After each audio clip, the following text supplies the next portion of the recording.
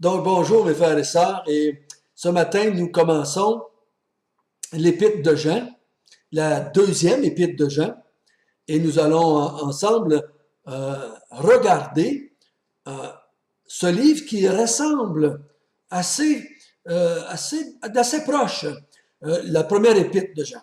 Vous allez voir pourquoi. Nous allons commencer par la lire. Je vais toute la lire, mais on ne la verra pas toute ce matin, mais on va toute la lire afin de nous mettre dans le contexte. Il y a juste 13 versets, donc ce ne sera pas tellement long. L'ancien Achiria, l'élu, et à ses enfants que j'aime dans la vérité. Et ce n'est pas moi seul qui les aime, mais aussi tous ceux qui ont connu la vérité. À cause de la vérité qui demeure en nous et qui sera avec nous pour l'éternité. Que la grâce, la miséricorde et la paix soient avec vous de la part de Dieu, le Père, et de la part de Jésus-Christ, le Fils du Père, dans la vérité et dans l'amour. J'ai été fort réjoui de trouver quelques-uns de tes enfants qui marchent dans la vérité, selon le commandement que nous avons reçu du Père. Et maintenant, ce que je te demande qu'il y a, non comme te prescrivera un commandement nouveau, mais celui que nous avons eu dès le commencement, c'est que nous devons nous aimer les uns les autres. Et l'amour consiste à marcher selon ses commandements. C'est là le commandement dans lequel vous devez marcher, comme vous l'avez appris dès le commencement. Car plusieurs séducteurs sont entrés dans le monde et ne déclarent pas publiquement que Jésus-Christ est venu en chair. Celui qui est elle est le séducteur et l'antéchrist. Prenez garde à vous-même, afin que vous ne perdiez pas le fruit de votre travail, mais que vous le receviez une pleine récompense. Quiconque va plus loin et ne demeure pas dans la doctrine de Christ n'a pas Dieu. Celui qui demeure dans cette doctrine a le Père et le Fils. Si quelqu'un ne vient pas à vous et n'apporte pas cette doctrine, ne le recevez pas dans votre maison et ne lui dites pas salut. Car celui qui lui dit salut participe à ses mauvaises œuvres. Quoique j'ai beaucoup de choses à vous dire, je n'ai pas voulu le faire avec le papier et l'encre, mais j'espère aller chez vous et vous parler de vive voix, afin que notre joie soit parfaite. Les enfants de ta sœur, l'élu, te saluent.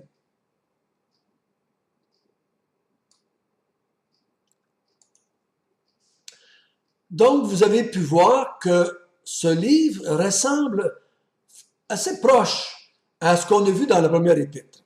On parle des mêmes principes de l'amour, de la vérité qui vont de pair, de s'aimer les uns les autres, que l'amour consiste à pratiquer les commandements, qu'il y avait des gens ou des séducteurs qui disaient que Jésus-Christ n'était pas venu en chair, qu'il n'était pas le Fils de Dieu, qu'il y avait des antéchrists là encore. Donc, peut-être que ce groupe n'avait pas été pris d'aussi près. Peut-être que Jean fait juste prévenir ce groupe-là. Ou peut-être que ce groupe-là aussi avait été touché par cette fausse doctrine-là ou ces séducteurs-là. Donc, ça touche de près un peu les mêmes vérités que nous avons vues dans la première épître. Donc, nous allons les regarder encore une fois. Si Dieu a choisi d'en parler 2 fois, nous allons en parler 2 fois. Donc, on prend pour acquis que c'est l'apôtre Jean. Il se nomme ici ancien. On pense qu'il était ancien, peut-être qu'il n'était pas l'ancien dans l'Église à qui il a parlé ou à qui il a écrit, parce que ça n'aurait pas été très logique d'écrire une lettre à une Église que lui était ancien. Là. Mais on croit que même Jean était peut-être en prison sur l'île de Patmos quand il écrit ça. On n'est pas sûr. En tout cas, je n'ai pas fait les recherches à 100%, moi, pour savoir. Mais on pense il s'appelle l'ancien parce qu'on croit qu'il est le plus vieux. Et on pense que c'est le dernier survivant des apôtres. Et il se nomme l'ancien parce qu'il a connu, lui, Jésus. Il est peut-être le dernier apôtre vivant, le dernier témoin oculaire d'avoir passé les 3 ans du ministère de Jésus avec lui. Donc, ça lui donne pas mal d'autorité parce qu'il peut dire « J'étais là, je l'ai vu, je l'ai entendu » dire ces choses. Je l'ai vu faire des miracles. Il dit dans son premier épître, je l'ai touché, je l'ai entendu, je l'ai vu de mes yeux. Donc, il n'y a pas grand monde qui pouvait dire ça 100 ans en lançant après Jésus. Donc, il écrit à une personne qui appelle Kyria. On n'est pas sûr que Kyria était une femme ou si c'était une église.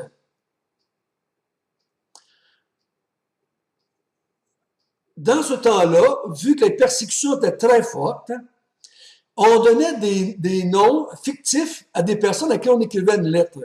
En cas que le porteur de la lettre se fasse arrêter par des soldats ou des gens qui étaient contre l'Église, contre les chrétiens. Et donc, on mettait un nom fictif, afin que si on les attrapait, on ne pouvait pas savoir à qui était destinée la lettre. Et si c'était une église, on lui donnait un nom peut-être fictif. Peut-être. Ou c'est une personne. Mais l'important, ce qu'on dit, c'est qu'on l'appelle un élu. Et Jean, quand il emploie le mot élu, il l'emploie dans l'Apocalypse. Il ne l'emploie pas ailleurs, à ce que j'ai pu voir. Il l'emploie dans l'Apocalypse, le mot élu, pour décrire les croyants, ceux qui sont appelés de Dieu, ceux qui sont choisis de Dieu. Donc, peu importe ici si c'est un groupe de croyants ou une personne responsable dans une église, c'est un élu, quelqu'un qui est choisi de Dieu, un croyant. Il dit, je t'adresse à toi, à l'élu et à ses enfants. C'est-tu des enfants physiques ou des enfants spirituels? Peu importe, si c'est des enfants spirituels, c'est des croyants, on va le voir dans Saint Nolin, mais si c'est des enfants physiques, ils sont chrétiens parce qu'on va parler tout à l'heure, on va parler d'eux autres par le nous qui parle des croyants. Et si c'est une personne, mais au verset 13, on voit que les enfants de ta sœur, l'élu te saluent. Donc, il y avait une autre personne, si c'est Kyria est une personne, peu importe si c'est son vrai nom ou si c'est fictif, elle avait une sœur, et cette sœur-là avait aussi des enfants qui étaient probablement aussi des croyants, on pense, peut-être. OK? Donc, mais l'important ici, c'est pas de découvrir si c'est une femme, ou un homme, ou une église fictif, mais l'important, c'est de savoir que c'est des élus, et les enfants, c'est des élus, c'est des croyants. C'est ça qui est important pour nous de s'arrêter. Je vous le répète, quand vous lisez, regardez bien. Si l'auteur s'adresse à des croyants ou à des non-croyants, s'adresse-t-il à des juifs ou à des non-juifs? C'est important de s'arrêter là-dessus. Surtout vous qui enseignez. Parce que vous devez tenir compte de ça dans votre interprétation. Surtout quand vous lisez dans les évangiles. Parce que des fois, on pense que les évangiles, c'est toujours écrit à des chrétiens, mais pas toujours. Jésus s'adresse à des foules de non-croyants. Et des fois, on fait l'erreur d'appliquer cela à des croyants quand c'est dit à des gens pour qu'ils deviennent croyants. Donc, c'est pas mal différent. Et des fois, on parle à des gens qui sont des disciples, comme les apôtres, mettons, mais il faut penser que ces gens-là ne sont pas encore des croyants de la Nouvelle Alliance. C'est des croyants de l'Ancienne Alliance. Ils ne comprennent pas tout ce que le Messie vient faire. Ils ne comprennent pas toute son œuvre. Ils ne comprennent pas qu'il doit mourir. Ils ne comprennent pas encore qu'il doit ressusciter. Ils ne comprennent pas qu'il doit souffrir. C'est pour ça que l'apôtre Pierre veut l'arrêter. Il ne veut pas qu'il aille à la croix. Donc, il faut faire attention. Il faut discerner ces moments-là pour qu'on puisse bien comprendre le texte. Mais ici, le texte s'adresse à des croyants. Et là, Jean dit, Kyria et ses enfants, je les aime. Je les aime dans la vérité. Qu'est-ce qu'il veut dire? Ce qu'il est en train de dire, c'est pas un amour filial. Donc, c'est pas parce qu'il était de la parenté. C'est pas un amour conjugal. C'est pas un amour parce qu'ils viennent de la même ville, parce qu'ils ont été en même école, parce que c'est des potes qui se connaissent depuis longtemps. Non, je l'aime dans la vérité, parce que Kyria est un élu, ses enfants, c'est des élus, moi, Jean, je suis un élu, donc il y a quelque chose qui nous unit, qui est plus fort que la chair, qui est plus fort que l'amour humain, ou filial, ou conjugal. Ce genre d'amour-là, il dit, ça vient du fait que la vérité est en eux et est en moi. C'est pour ça qu'il va rajouter juste après, et ce n'est pas moi seul qui les aime, Kyria et ses enfants, mais aussi tous ceux qui ont connu la vérité, tous les enfants de Dieu, tous ceux qui connaissent la vérité.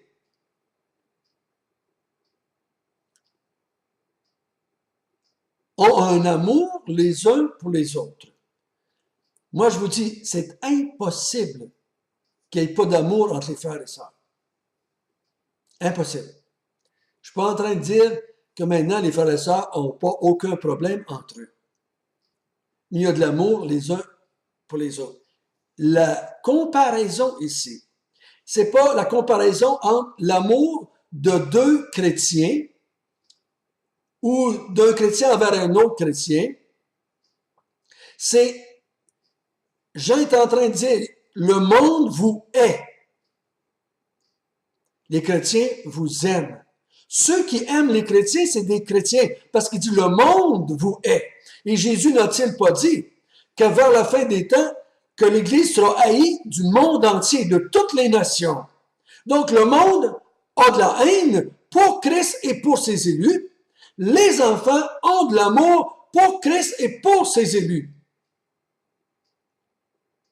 Si on n'a pas d'amour pour les élus, oh, gros problème. Gros problème.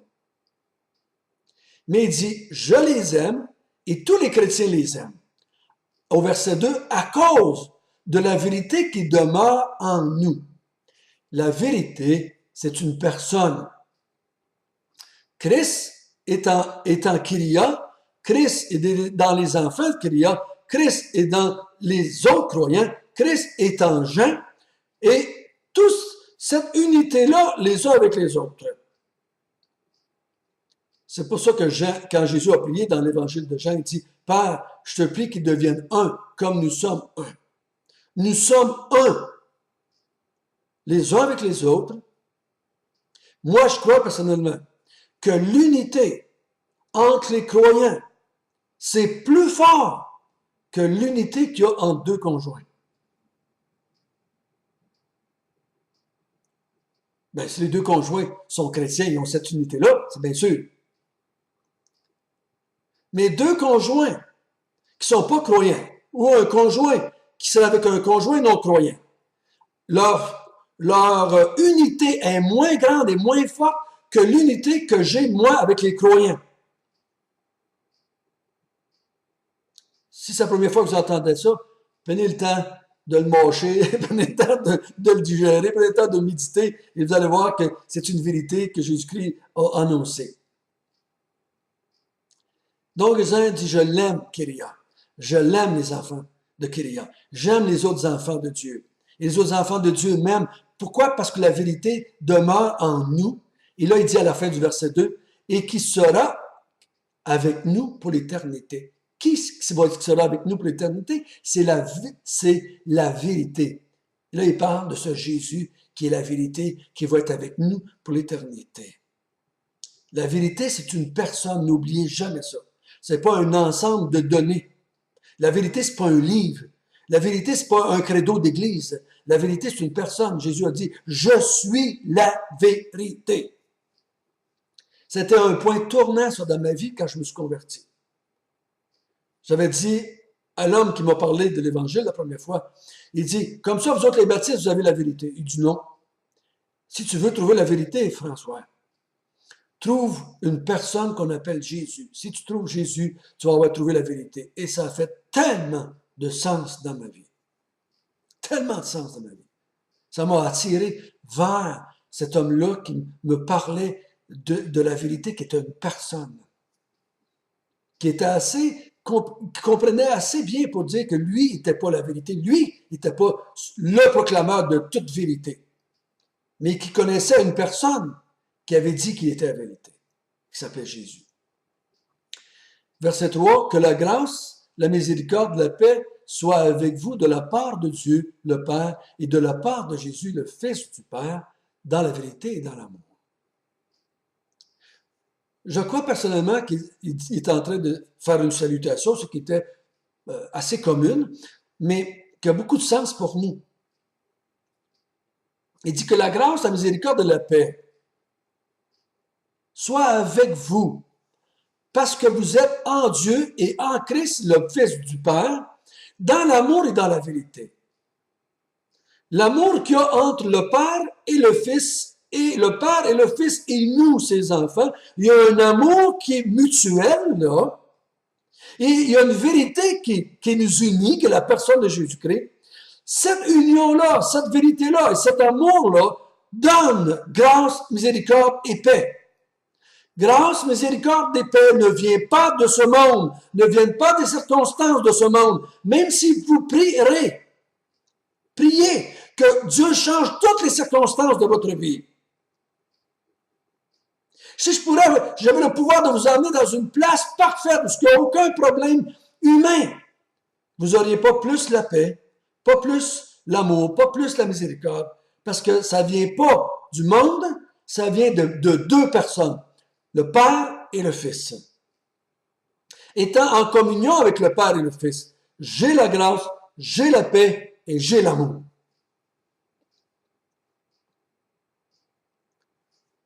Et la grâce, la paix et l'amour existent entre nous, les frères et sœurs, parce que nous avons en nous la vérité. Nous avons en nous la vérité. Et l'amour qui vient de la vérité. Frères et sœurs, il y a bien des personnes qui peuvent vous faire douter ou vous essayer de vous convaincre que vous n'aimez pas assez les frères et sœurs. Et c'est vrai que notre amour n'est pas parfait. Mais l'amour, nous l'avons. Nous l'avons assez pour se déclarer enfant de Dieu. Et nous l'avons assez pour démontrer que nous sommes des enfants de Dieu et des frères de Jésus-Christ.